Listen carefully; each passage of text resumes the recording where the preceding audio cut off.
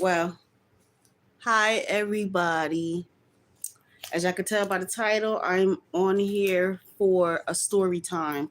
So if you got your little ones and they want to hear a story, and if y'all want to hear a story too, you know, y'all can sit down, relax, and yeah, listen to the nice story.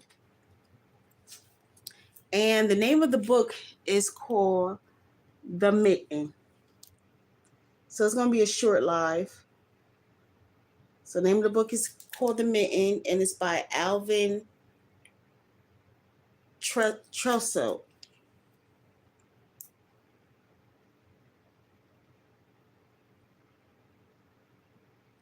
So yeah, I'm waiting for some people to come up here so I can start reading.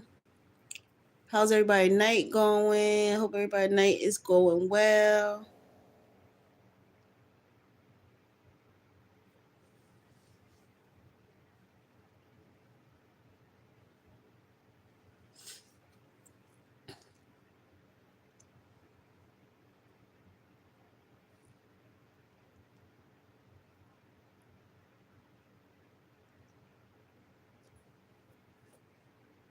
Wait a little bit more.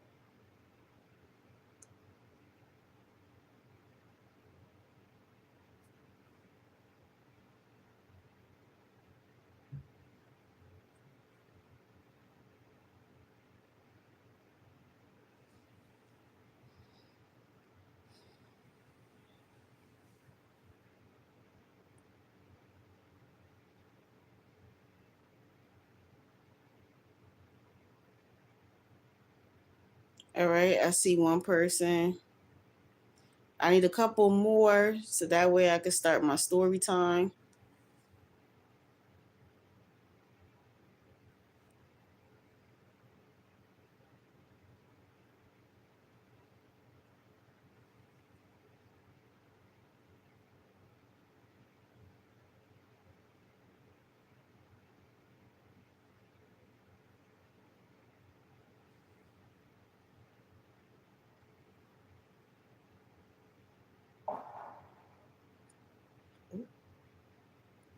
Excuse me. So embarrassing.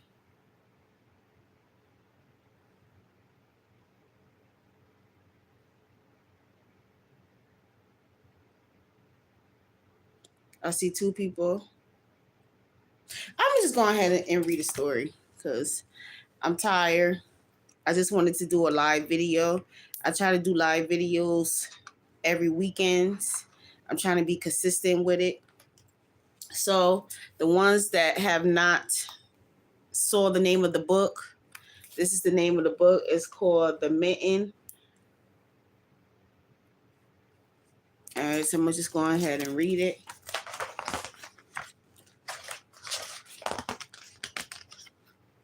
For Nikki, The Mitten.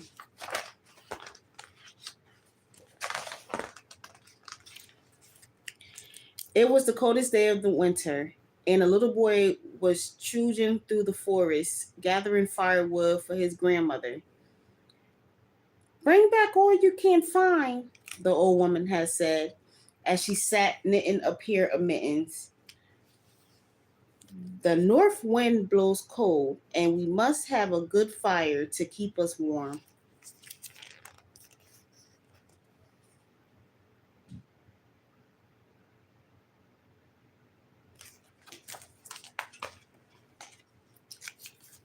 All morning, the boy worked, picking up sticks until his sled was well loaded.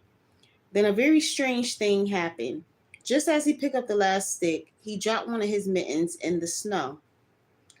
Now, how a boy could do this on the coldest day of winter, I'll never know, but that's the way my grandfather tells the story. Off he went with his load of wood, and the mitten was left lying on a snowdrift.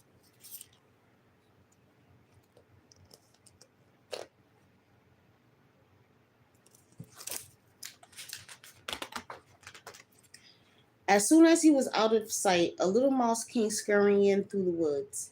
She was very cold, and when she spied the little boy Mitten with his feathery fur cuff, she popped right in to get warm. It was just the right size for a tiny mouse.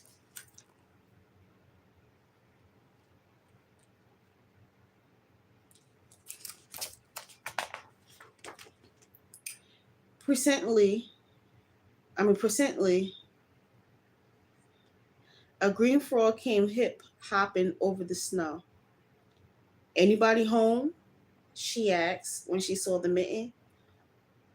Only me, said the mouse, and come in quickly before you freeze.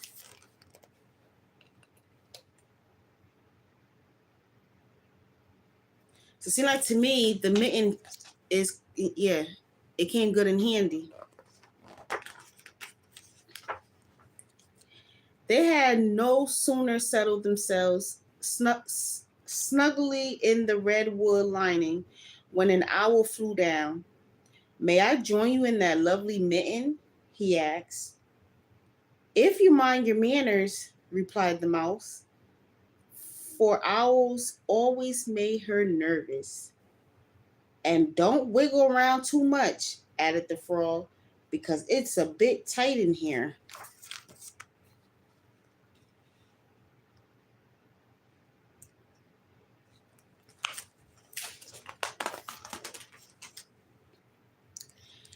It wasn't long before a rabbit came down the forest path.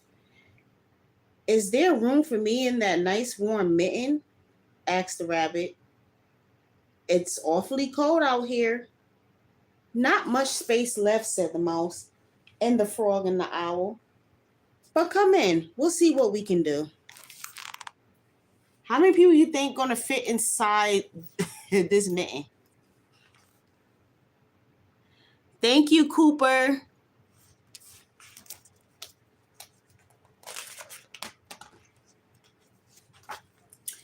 Even before the rabbit had gotten herself tucked in, a fox trotted up to the mitten, and after a good deal of trouble, she got herself in along with the others. The mouse was beginning to think maybe she shouldn't have been so generous, but with the bitter wind outside, what else could she do? Aw, I'm glad I made your day.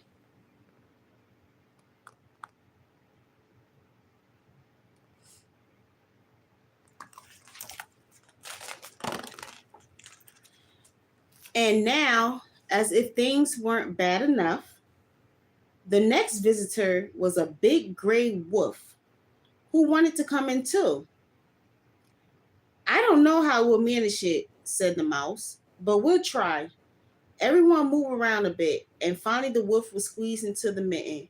It was very crowded by now, but at least it was warm. Thank you. Thank you for subscribing. You're welcome.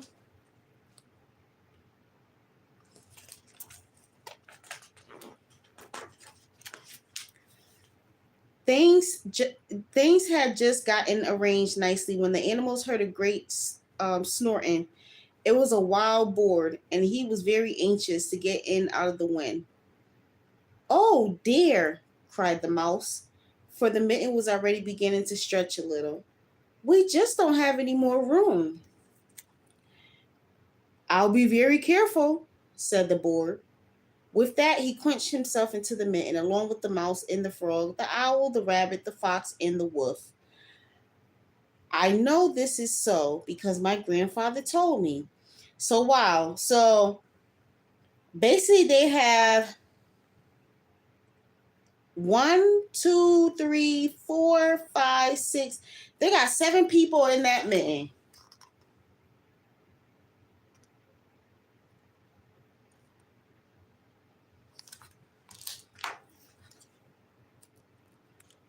You're welcome. But the worst was yet to come. For who should appear now but a bear? He was very big and very cold. No room, no room, cried the animals, even before the bear had a chance to speak.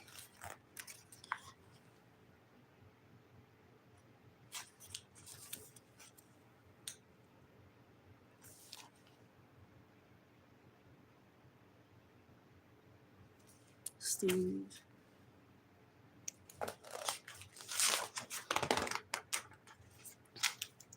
Nonsense, said the bear.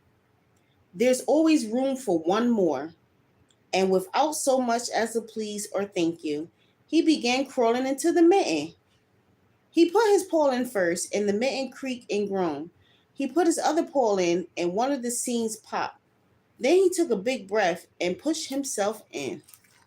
There's no way that big bear could fit in there.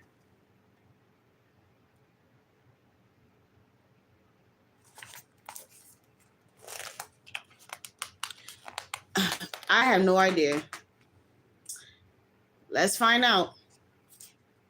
Now, while all this was going on, also along came a little black cricket. She was very old, and her creaky legs ached with the cold. When she saw the mitten, she said to herself, now that looks like a nice warm place. I'll just hop over and see if I can squeeze in too.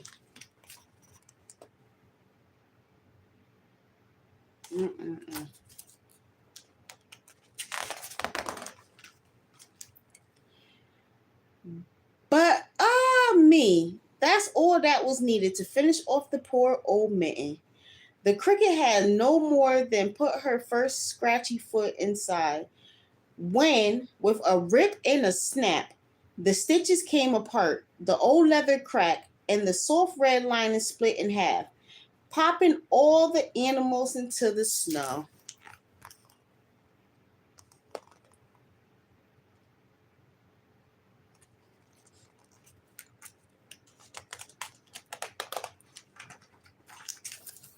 Well, it's Blue Queen Sparkles. Yeah, so for the new ones that's, that just sub to me and new to my channel, I'm Blue Queen Sparkles. They call me Blue Queen Sparkles because blue is my favorite color. So I call, so everybody say I'm the Blue Queen because anything that I wear, I gotta have blue with it. So for instance, my shirt, it has blue in it. So anything has to have blue in it. I had blue ever since, because my mom used to dress me up in blue when I was little. So it just carry away. And yeah, it grew up with me. And then sparkles, because I love everything that sparkles. I like sparkle hats. Anything that's sparkly. So then I just put the name together, Blue Queen Sparkles. Okay. What's your favorite NFL team? Well, I love football because I'll be watching the football games. Every time Super Bowl come. So my favorite is the Patriots. I actually have 2. I had the Patriots. The Patriots is really one of mine. And well, yeah, the Patriots. That's basically about it.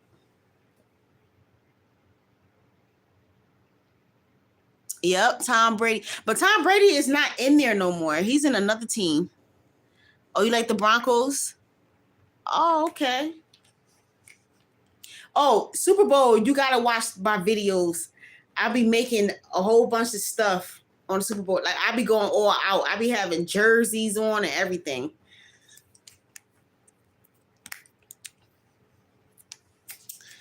Well, at this very moment, the little boy discovered that he had only one mitten. So back he went to see where he might have dropped the other one. but all he could find were the ripped apart pieces, and he thought he saw a little mouse scurrying away with a bit of red wood perched on her head. It looked very much like the lining from the thumb of his missing mitten. "Oh, well," said the boy as he snuggled his cold hand inside his coat. "My grandmother would surely have my new mittens finished by now." Then he hurried home with the north wind nipping at his cheeks.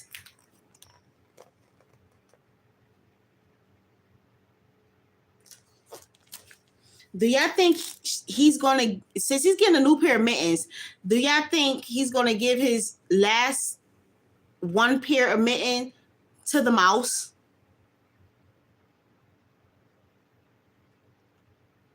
Oh, okay. So you want to play for the Broncos when you get older?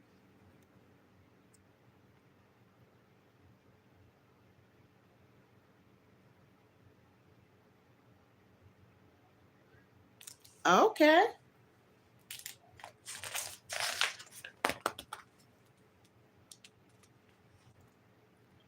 And my grandfather said he never did know what really happened to his mitten. The end. Also, it was the grandfather that was telling, I thought it was the little boy. The little boy was telling the story that his grandfather had told him. And the little boy that the mitten had belonged to was his grandfather. His grandfather told the story basically when he was little. So, yeah, that's the end of the book, y'all. Yeah. Did y'all enjoy the story? What was y'all favorite part of the story?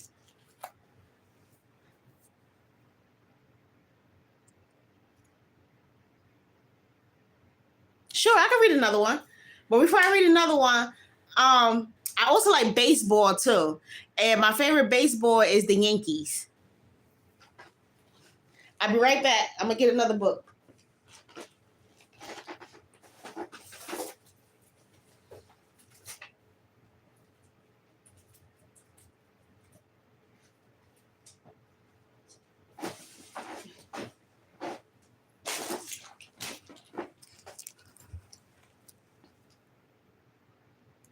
The Bear. Oh, okay. Okay, I have another book. It's called Who Took the Farmer's Hat? And story by Joan L. Nassett and picture by Fred Siebel.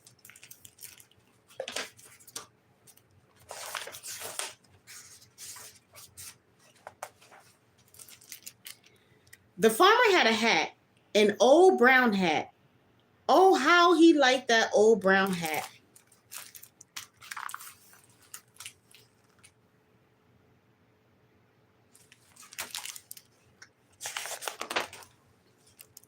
But the wind took it, and away it went.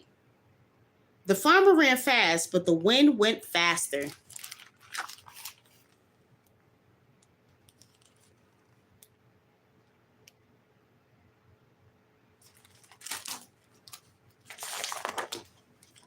So the farmer had to look for it. He looked and he looked.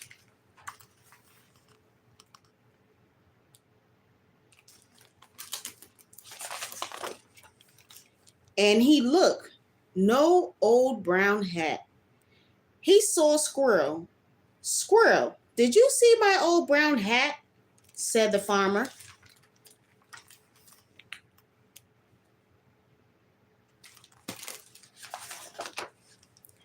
No, said Squirrel. I saw a fat round brown bird in the sky, a bird with no wings. The farmer saw a mouse. Mouse, did you see my old brown hat? Said the farmer.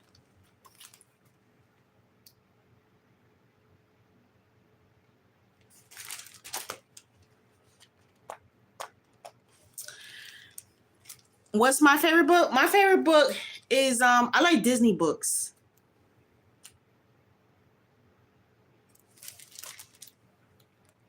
And I like rhyming books too.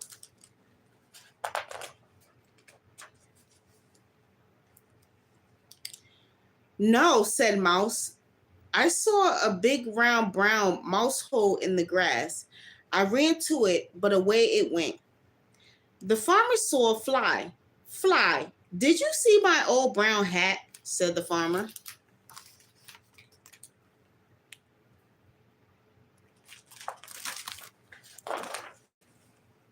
No, said Fly. I saw a flat, round, brown hill. The hill was in a tree, and then that hill took off, and away it went. The farmer saw a goat. Goat, did you see my old brown hat? Said the farmer.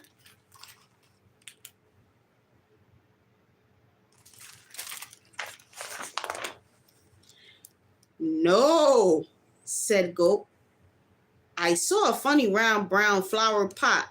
I was going to eat it, but the wind took that flower pot away. The farmer saw a duck. Duck, did you see my old brown hat? Said the farmer.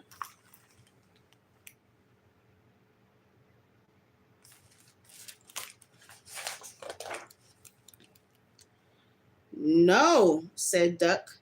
I saw a silly round brown boat, but Bird took that. The farmer saw a bird. Bird, did you take my old brown hat? Said the farmer. Who do y'all think took the brown hat? No, because all the animals are saying no, said Bird. I saw this nice round brown nest, but no hat. The farmer looked at the nest in the tree. A nice old round brown nest. Which I think it is. Which I think the brown nest is. Before I go on with the story. I think the bird took the hat. Let's see.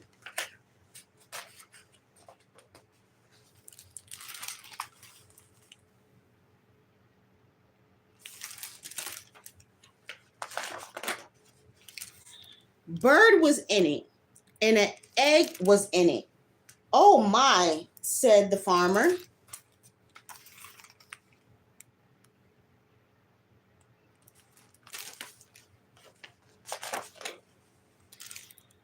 Like it, said Bird.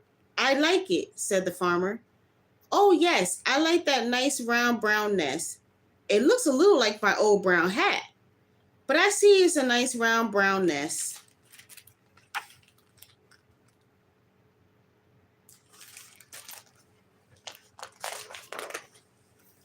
The farmer has a new brown hat. Oh, how he likes that new brown hat.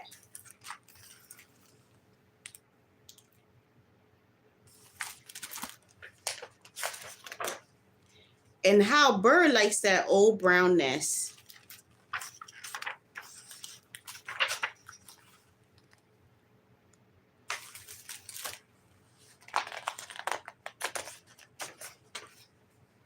The end. And this is the author and the illustrator wrote something a little bit about themselves. So, Joan L. Nassett was born in St. Paul, Minnesota. She had hold a variety of jobs both in Minnesota and in New York, where she now lives.